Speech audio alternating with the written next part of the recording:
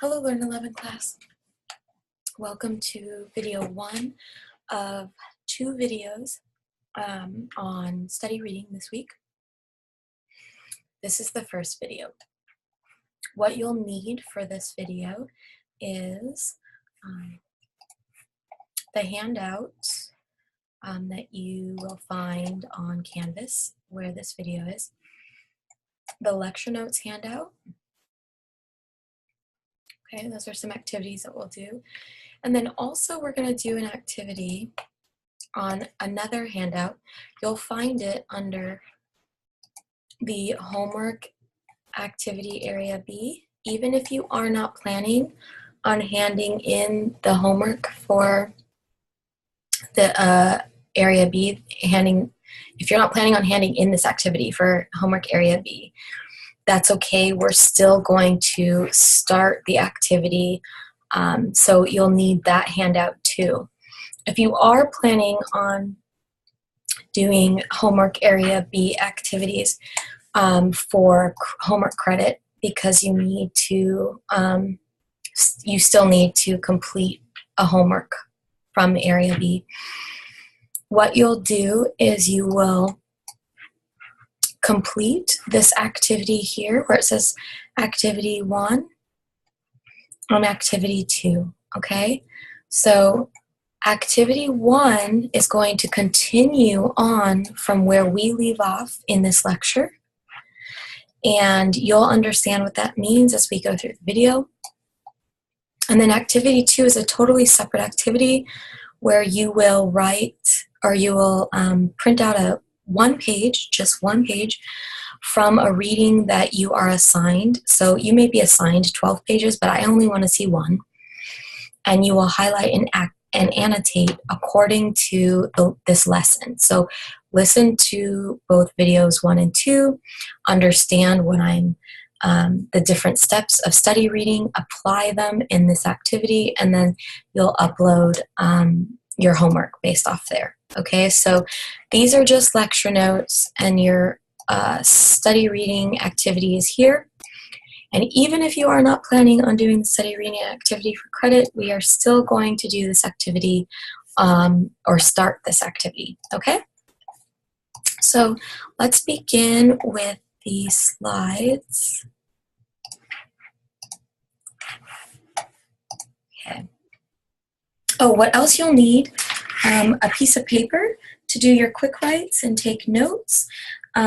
You'll also need your textbook. I would have that open to chapter 3. I know we're on chapter 4, but we are going to do a little exercise with chapter 3 because you're unfamiliar with it, and so we can do some of these study reading techniques with chapter 3 in preparation for next week, and you will already be prepped and ready to read the chapter as we move through into next module.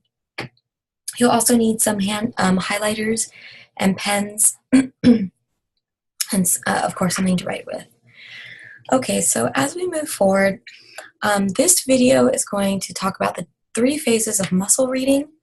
We will discuss what the acronym THIEVES means, which is basically an acronym to remember how to preview our readings. Then we'll talk about the benefits of previewing and do an activity, previewing activity. We will also go on to talk about the phase of reading, which is the second phase in muscle reading, and you will do an activity that incorporates both phase 1 and phase 2. And then the video will be done. Okay, and then video 2 will pick up with the rest of the objectives, and I'll go over those in video 2. All right, moving forward. So far, we've talked about a lot of different topics, and each of these topics is related to the one that came after it. Each module is related. There's a link between all the ideas that we've discussed. If you sit down and think for a few minutes about what ideas, what tips, what habits have been repeated over and over again in the lecture and in the book, you'll start to see some of the most important skills that you're learning, skills that you need in order to build on top of. For instance, time management is a great skill, but if you don't have the skill of slowing down and knowing pace, knowing how to be here now, focus, set intention, then you aren't going to be a very good planner or someone who knows how to prepare very well, which is part of time management. So I encourage you to think of some of these skills and ideas that are constantly repeated in order to understand what the core skills are that are underneath studying for tests, underneath time management and note-taking. And these are skills that you will apply in your career and later on as you move on in college. So I want to look at how the topics have related so far in all the modules. We first started out talking about college culture and the behaviors and expectations that a student needs to understand and also incorporate into their habits in order to be successful. We also talked about your expectations of your teachers and the kind of behavior that you expect in order to be the best type of learner that you can be. Remember that learning goes both ways. There's someone who's sharing knowledge and well, on both sides, people are sharing knowledge, but there's someone who is sort of preparing and facilitating, creating space for you to learn, but you have to be willing to come in and open up and learn and share what you know and what you're learning. And then we moved into what behaviors and mindsets we possess or what blocks stand in our way from an attitude that sets us up for success. What beliefs do we have stirring or are we holding on to that keep us from really risking and trying new things? And the reason why we did that was because once we can locate what those beliefs are, we can start to clear them and understand that we've outgrown them so that we can start setting goals from that place, from a clear place. From a place of knowing our potential, knowing our power, and understanding how emotions play a really big part in our choices for our reactions and responses. And also our responses and our wise choices have a lot to do with what goals we will ultimately achieve, and that we are setting goals that are manageable and attainable. So we're not just like shooting into the air, but we really are coming to know who we are and what we're capable of in order to, set goals that are attainable and realistic.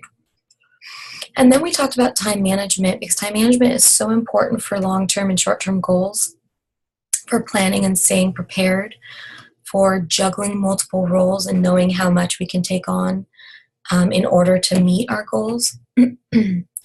We went on to discuss and explore different campus resources that are set up and meant to support you while you are on this journey, when you feel like you can't do something on your own or you need to ask a question.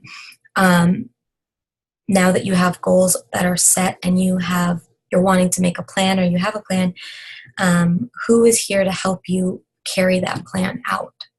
And then we talked about learning preferences and our preferred ways of learning so that we can see what resources suit us best, and then also what we may need or how we may need to stretch ourselves and be flexible in learning environments so that we are setting ourselves up for success. We went into active listening and communicating from here, where we learned the importance of really opening ourselves to listen for something new and to be prepared to learn. We also talked about how to say no gracefully so that we can still meet our goals, and also how to hear no gracefully when we're told no, we can't get an extension, right? And even though we've asked because we know what our learning preferences are and we are communicating what we need, that doesn't always mean that we're entitled to hear yes. It means that we are brave enough to ask, and if we need to adjust, we're going to make adjustments and try our best. Next, we went into taking notes, and we can apply how learning to listen in a conversation, in a courageous conversation, or when we're managing conflicts, help us to really listen with intention. So when we're taking notes, we are blocking, or not blocking, but we're taking breaks from listening to all the stuff we have going on in our heads just to pay attention and listen to a lecture. And we also are listening for what's most important. And then next, we're going to apply those listening and note-taking skills to study reading by looking at how taking notes while we're reading can prepare us for a test or for writing a paper. So we're reading with a purpose. Study reading is always having a goal or a purpose in mind when we're looking for main ideas. It's not just about literacy or learning how to read, but really for the purposes of a test or preparing for some kind of study guide. All right, now you can take a few minutes, please, and just answer the following questions. What do you know about effective reading skills?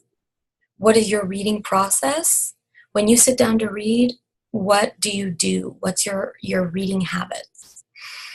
And then after that, what do you know about study reading? And when you're finished, you can unpause the video and return. Welcome back.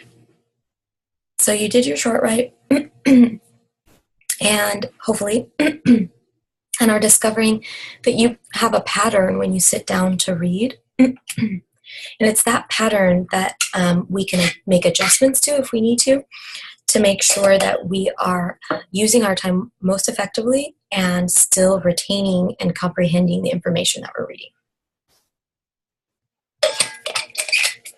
So study reading is important because, excuse me, it aids engagement in the material, meaning we learn how to focus as we're reading.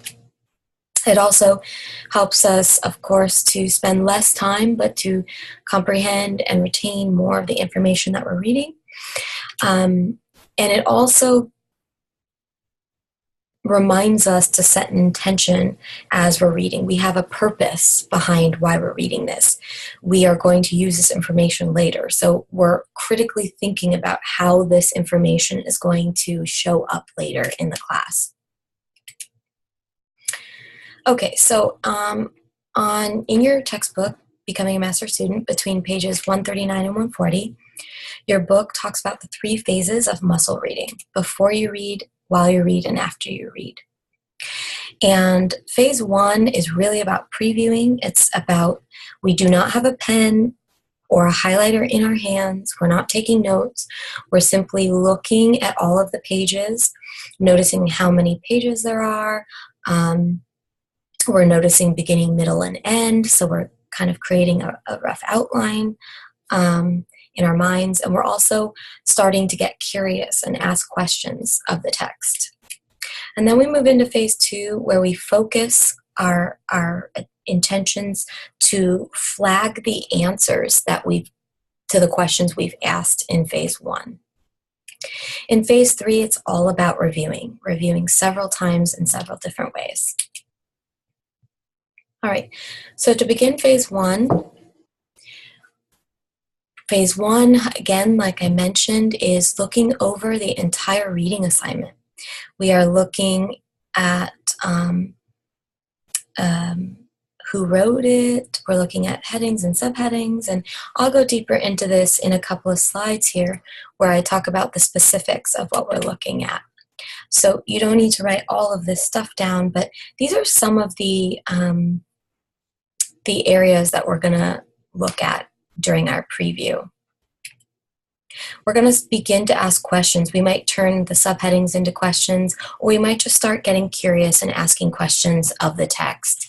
By this I mean, on a chapter on study reading, I might ask, how does study reading benefit a student over what I would call regular reading, right? And then previews should always be short, maybe under 10 minutes, but as we get started with the skill, it may take us a little bit longer, and that's okay, but as we go on and strengthen that skill, it will be about 5 minutes. Again, outlining the chapter means looking at beginning, middle, and end, and looking at how the whole chapter or the whole reading is cohesive and how one idea may transition into another. Remember, we have not started reading yet. We're just previewing, so we're just observing. Looking at headings and considering our headings as main ideas and subheadings as maybe supporting ideas, and also maybe areas where there are examples and specific details that we may use later on, or notice or highlight or annotate when we're reading in phase 2. So I mentioned turning the chapter headings into questions.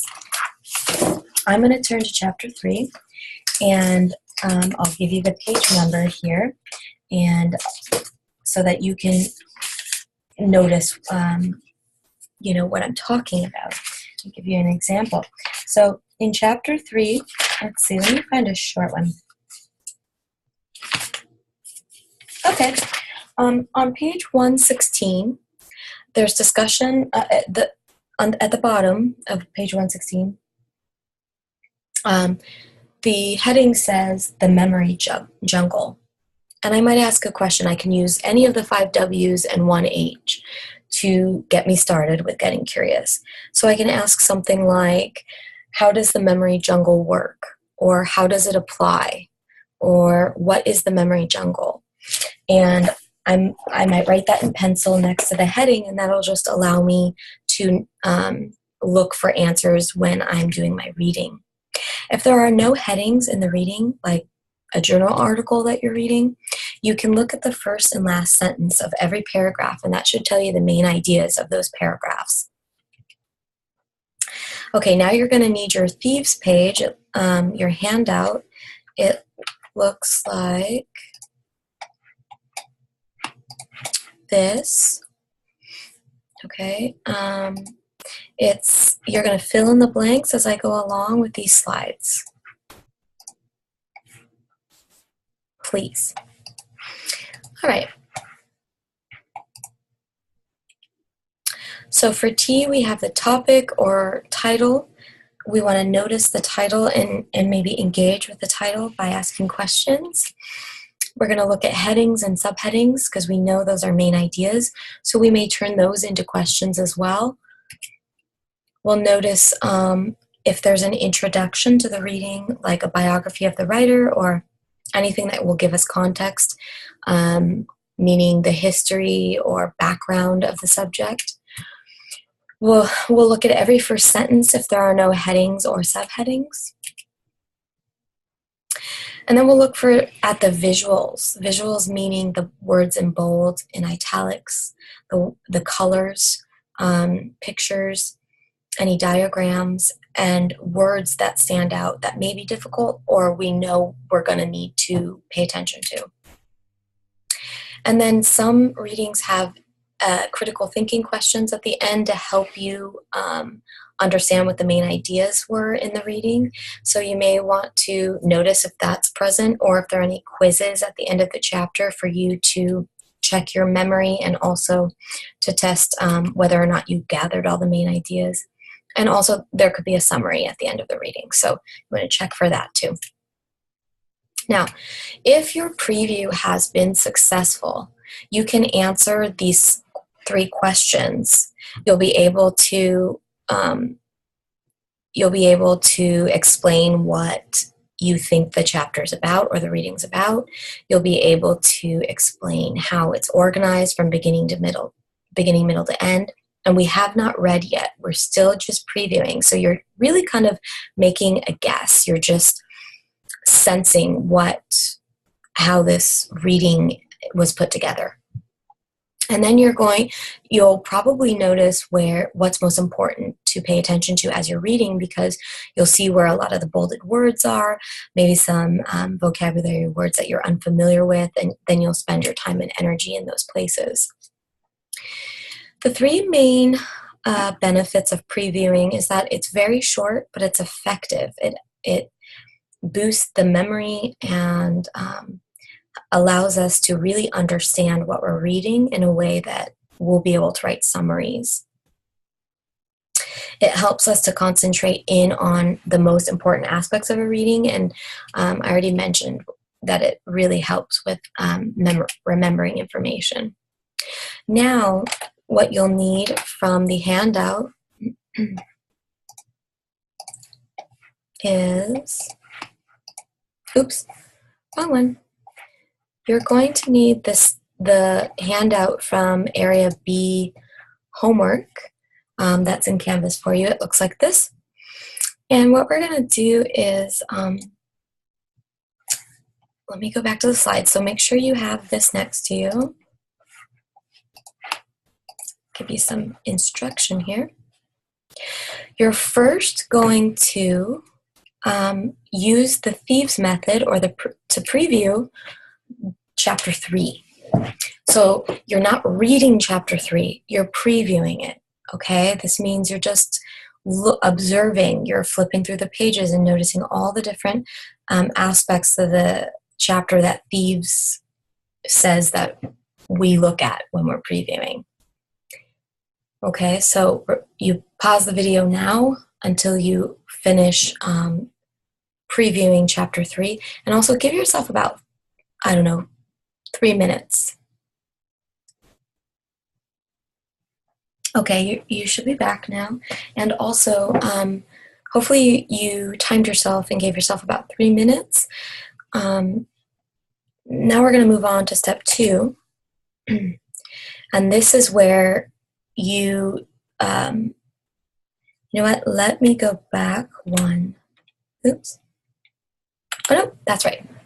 So now that you have previewed chapter 3, see if you can answer the following questions. You can write them down or you can verbalize them. What was chapter 3 about? Do you think? You didn't read it, you just previewed it, so you're just giving your observations. What is chapter 3 about? How is it organized? What's at the beginning? What's at the middle, and what's at the end? And what area do you think is most important for you to concentrate your energy? Now, everyone's going to have a different answer, so please just go with it and give your best answer.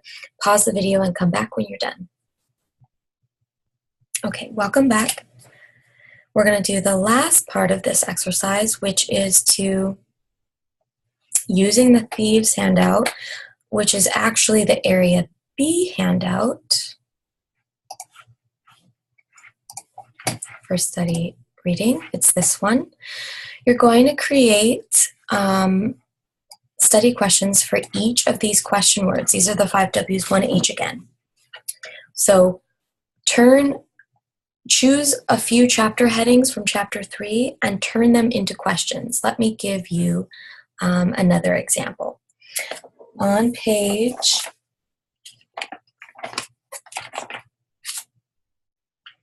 123, number 21 has a subheading that says, use it. I have no idea what that means, but I'm going to create a study question out of it. So I'm going to say, when do I use it? And then I'll put the page number on next to the question, and I'll leave it like that. Okay? That's all you have to do. You don't have to answer the questions. You're just going to create questions and write the page numbers next to those questions so that you know later on when you read chapter 3, you'll know how to, you'll know what you're looking for, what question you're looking to answer. Okay, pause the video and come back when you're all finished. Okay, welcome back. So you just completed an entire preview activity. This should have been under 7 minutes or so. And what we do from that preview is we move into phase 2 and we actually look at what we need in order to start reading, okay? So for one, we need to be able to focus and constantly keep ourselves in check. We're going to check in with our minds to make sure that our minds weren't wandering. So we might ask ourselves, what was the main idea? What did I just read? What was the purpose of that? What was the point? And then we're going to check in with our bodies and our environment. We'll check in with our posture and make sure that we're sitting upright. We'll make sure that we're not hunched over. And then make sure that you're in a well-lit place or a quiet place or whatever's best for you as you read. I want to mention that this check-in here is no different than what we do when we're in conversation with a person, right? So when we talked in the active listening and communication module, we talked about bringing our focus, checking in with ourselves, bringing our focus to the surface so that we could make sure that we were, we were listening fully and weren't criticizing. We were checking in and asking the speaker that we were talking to. So what you're saying is, and we would summarize what they were saying to make sure we gathered all of that information. If we didn't get all of the information, we allowed them to give us some more, and then we would digest that and say, okay, so what you're saying is, and that way we're constantly trying to make sure that what we're hearing is what we're actually hearing, that we were present for all of the main points. And then in a conversation or when we're actively listening, we're noticing our posture and we're making sure that our body language is saying, I'm listening, that we're making eye contact, and that our body language actually is in alignment with what we actually want in the present moment. And then we also, many of you had mentioned this in your RASA assignment, that you chose an environment that was conducive to listening for you or for the conversation. You specifically chose an environment that was going to allow you to fully listen and be present. So reading a text, we are actually in conversation with the text. We've asked questions of the text, we're looking for the answers, and we're making sure that we have the full answer, and that we're physically present, and that we're creating a space that allows us to be present and aware and focused. Oh, sorry. And then the last bit here of reading is that we want to make sure that we're chunking the chapter, that we're cutting it up into smaller pieces, especially if the reading is dense, especially if it's a long reading. We want to make sure that we can stay focused for as long as we need to read. So for me, that definitely means cutting up a 12-page reading into maybe 2 a day or 3 a day. As you read, you're going to find the answers to the questions you posed in your preview, or in your preview exercise, and you're going to annotate and underline the answers that you find, because those will be the main ideas. When you turn your subheadings into questions, the answers are there in the paragraph, and those are the details that are important. Your textbook says on page 143 to be careful about over-annotating. So it suggests that you annotate or highlight no more than 10% of a page. And that's about right. Unless the reading is very dense, you might want to go up to 20%, but 10% is a good gauge. You want to make sure that you have all the utensils you need before you sit down to read. So not only do you have your textbook, but you have a glass of water, you have your highlighters and your pens,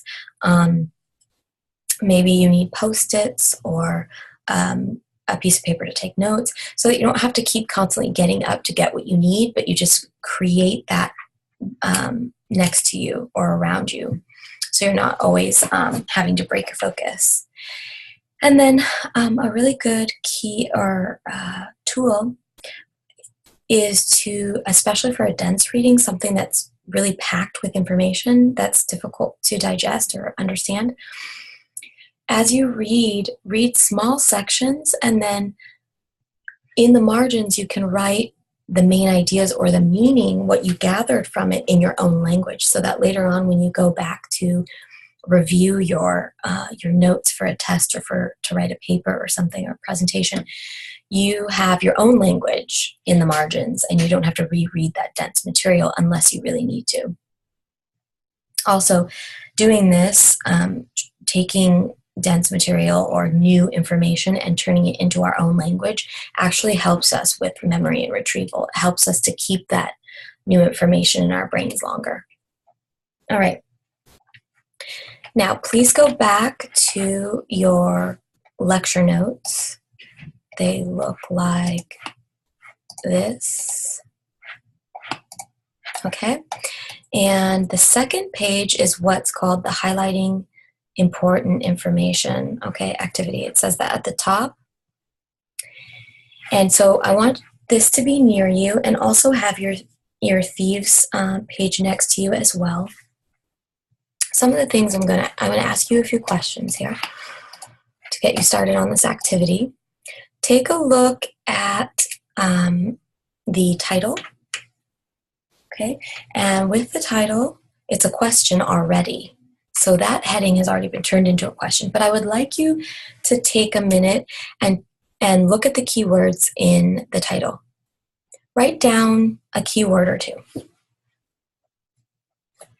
Now, some of you may say ocean, some of you may say important. I've had a student say why before. What I want you to do is, using the 5 W's, 1 H, the who, when, why, how, where, what, take those and create a question, any question. There is no right or wrong. In fact, it can be really over the top or imaginative. Just ask the text a question using one of those 5 question words. You can pause the video and come back when you're finished. Next, I would like you to read, oh, sorry, one more thing. Please go back over that paragraph, and without reading it, resist the urge to read. I know it's a short paragraph, so we really want to dive in. But without reading it, let your eyes go over the page and look to see at what language or what terms may stick out. What sticks out to you? And just maybe take 30 seconds to do that and come back. Okay, welcome back. Now that you've completed your preview activity, I would like you to read the paragraph. You're going to pause the video, of course, and read the paragraph to yourself. See if you can find the answers to the question that you posed at the beginning during your preview. And then highlight the answers or underline the answers. Remember, 10% of that small paragraph, only 10% should be marked up. You can also leave yourself annotations in the margins for later, markings that will remind you later about what the most important details are. You can also, shoot, I lost my train of thought. Anyway, go ahead and pause the video and highlight there. Welcome back. You have now read your paragraph and highlighted and annotated. What I want you to do is turn that paper over so that you can't see the paragraph anymore. Okay? And now in your own words, you can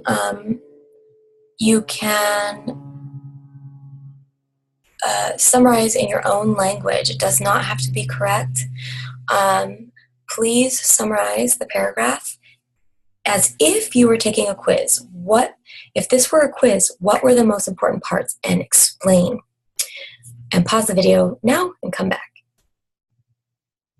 Okay, welcome back. So you have written a summary. You've gone through all the steps now of study reading. Now, the last step would have been to review, and you can review on your own. If you were in my face-to-face class, you would have reviewed with a partner to look at what your partner's main ideas were, what their question was, how they went about answering it, and then what was left out of your summary or their summary when you compare the two. So you've gone through all of those steps. What I want to show you is an example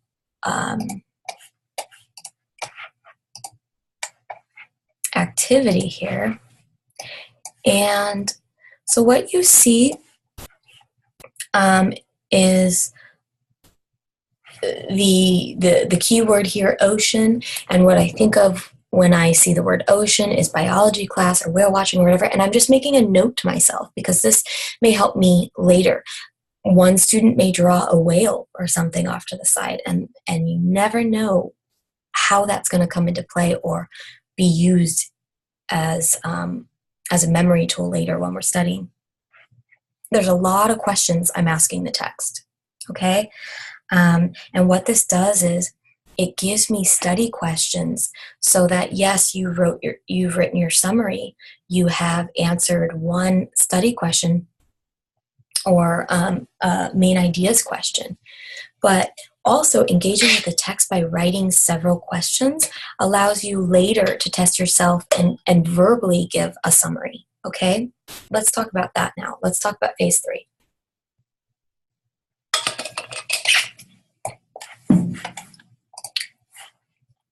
Okay, so in phase 3 is all about review, okay? So one way to review, and your book recommends this on page 144 to 145, is to speak out loud, is to review out loud, maybe going over your notes or the outline that you've created based off of the chapter or the reading, and just start speaking what is like as if you're teaching somebody else, okay, and using as many terms as possible. And you can also look at your preview questions, or like you saw, the annotations there were just all questions asking that paragraph. You can go over those questions and start answering them as a self-testing tool. All right, we've already said several times that reviewing within 24 hours helps with memory. It aids in memory. It moves information from the short-term memory to the long-term memory. We only have so long to hold new information in our brains before it disappears. So we want to do that as soon as possible. And then we want to review again and again and again. And a major part of remembering key information is that we need to review consistently, meaning every day or the same time every day or for the same amount of time every day. But we also want constancy, meaning we don't stop reviewing. We do it from beginning of the semester to the end of the semester, and we just keep doing it over and over and over. This is called maybe overexposure or overlearning, okay? So it's really the more we see the information over and over again, it gets lodged into the long-term memory bank. All right, yeah, moving on. Okay, so we've applied everything. Perfect. That is it. My goodness. Someone came and knocked on my door and I've totally lost track. So that's it, we're done. Thank you for being here for this video. Video 2 will go over roadblocks to reading, tough vocabulary, what we do when we come into contact with tough vocabulary. And it will also go over the building context or building background knowledge as we go into courses that may feel like the information's going over our heads, or when we feel disengaged or not interested in a topic or in a class, or if we just simply want to join in a conversation because we don't feel like we're participating. We can build background knowledge and give us some way to enter into the conversation because we've learned a little bit about a topic. So we will do that in video 2, but until then, thank you for joining me, and I'll see you soon. Bye-bye.